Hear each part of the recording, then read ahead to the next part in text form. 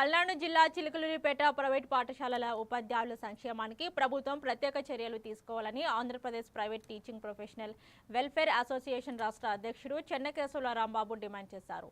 Private టీచర్లకు 2000 నుంచి 5000 వరకు ఇంక్రిమెంట్లు, పీఎఫ్లు, ఈఎస్ఐ, 6 నెలల ప్రసూతి సెలవులు, 12 నెలల జీతం, ప్రత్యేక కార్పొరేషన్ ఏర్పాటు చేయాలని కోరారు. అలాగే హౌస్ హోల్డ్ మ్యాప్లోని ఉన్న లోపాల వల్ల తల్లికి వందనం, అన్నదాత సుఖీభవ పథకాల లబ్ధి కోల్పోతున్నారని, ఈ సమస్యపై ప్రభుత్వం వెంటనే పరిష్కరించాలని విజ్ఞప్తి చేశారు.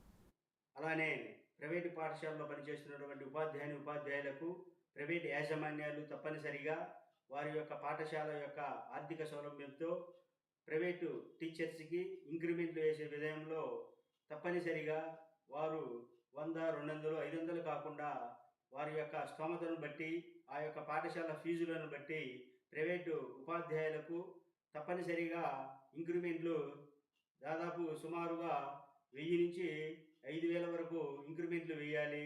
అలానే కొన్ని పాఠశాలలు తల్లిదండ్రుల దగ్గర ఎల్కేజీకి 30,000 నుండి 1,00,000 వరకు వసూలు చేసే పాఠశాలలు ఉన్నాయి. వాళ్ళు తప్పనిసరిగా ప్రైవేటు ఉపాధ్యాయులకు ఇంక్రిమెంట్లు వేసే విషయంలో తప్పనిసరిగా వాళ్ళకు 5,000 నుంచి 10,000 వరకు ఇంక్రిమెంట్లు వేయాలి.